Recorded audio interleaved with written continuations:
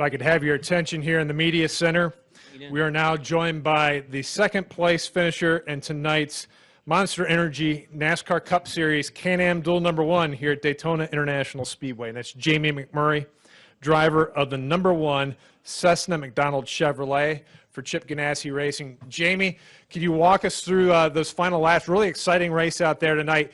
Could you tell me just what it was like, you know, battling with the four there and battling for that second place finish? Yeah, I mean, getting to have the caution with 8 laps to go, for me, kind of calmed everything down. You know, when you go back to a restart, that it's going to take 2 or 3 laps to get up to speed and kind of get everything settled. And the fact that I was on the bottom, I thought was good. It seemed like the outside row would get split and be 3 wide, and that would shorten up that row, so the bottom would have a little more momentum for a few laps. So yeah, I thought getting to restart third was a great place. Honestly, I thought I got a really good run going into 3, I think, from the 6 car, and I thought I was going to be able to have enough of a push to get beside the 24, but the leader, you just kind of kept pushing him further out, so it was hard to break that plane and get beside him.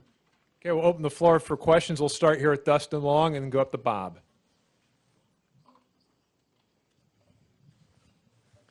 Dustin Long, NBC Sports. Jamie, with running behind Chase tonight, obviously the leader has the opportunity to block both lanes and make moves. A lot of you guys, when you're up there, veterans, you seem like you're very fluid and it's a very smooth. It seems like with him, because he's still new to this, I think he even talked about in Victory Lane that he's still got a little bit to learn. It's a little bit less fluid.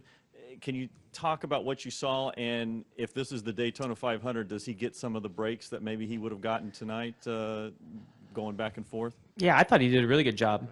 I kind of understand what you're saying.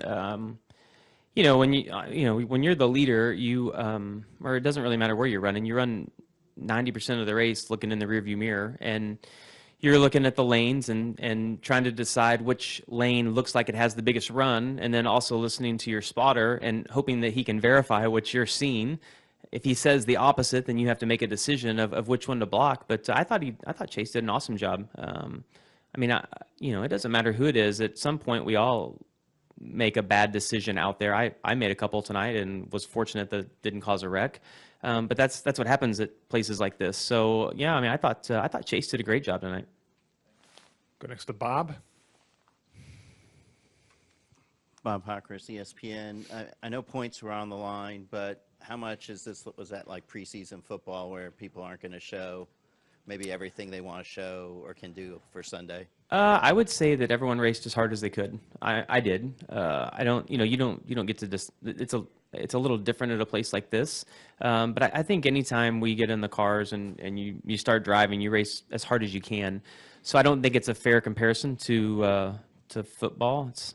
It's quite a bit different. It's a race. It paid points. And I mean, we're all here to race and to do the best we can. So I don't think it has anything to do with that. Yeah. Go next to Jim.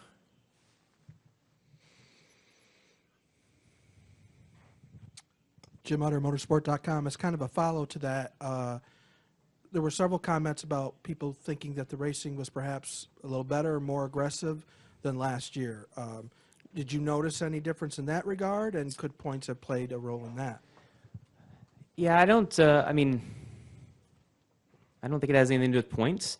And my opinion, before we came down here, we put a smaller plate on. I thought that was going to make it worse racing. You know, it seems like the more power we have, the better we do. But the most interesting thing that I saw tonight that I was encouraged by is the leader still has an advantage, but the cars in second and third or fourth and fifth, a couple of rows back, were able to get pretty big runs. Not everybody could get by the leader, but you were able to get pretty big runs, and the leader was having to do a lot of blocking. The other thing that was different to me is that the top wasn't the place to be. I mean, at one point, everyone started moving to the top, and no one wants to do that. But I moved to the bottom. A couple guys went with me, and we started making ground up. So I thought that was great, the fact that it wasn't going to get single file. It tried to at one point. It only took 3 or 4 cars to get the bottom lane moving again. So I don't think, I mean, it had nothing to do with points. I don't know if it had anything to do with the plate. I think it's just some of them are better than others, and I don't know that anyone has the answer as to why. Holly Kane, and then we'll go upstairs to the press box. Okay, Holly Kane, NASCAR.com. Jamie, I know that typically at a restrictor plate track, you guys say, well, you know, anyone can win. It's that kind of a race. But does it feel like to you that there are a lot more serious contenders, that it could be this team, that team, this guy, more so maybe than in years past? Does it feel so wide open to you as well? Well, I think that the Penske cars are still the two. I mean, if you have to make a list, that's the top of the list. Both of those guys are really good plate racers, and their cars are really good. It seems like Doug has done an incredible job with their engines again. And what in the Clash, I kind of thought Ford was the best cars. Tonight, I didn't see that. The 2 was good. The 22 was obviously pretty good, but I thought that my car, Chase's car, was really good. Obviously, Matt and Kyle are always really fast. But it doesn't seem like there's a clear favorite. You know, I mean, we come down here a lot of years, and you kind of pick a guy, and you're like, well, if he finishes, he's going to be there in the end. But I don't know. I think there's 10 guys that have a legitimate shot to win this year. Go upstairs to the press box. Bruce Martin with Speed Sport Magazine, NationalSpeedSportNews.com. Tonight was the first. He's busy. Tonight was the first night that you had been in the car.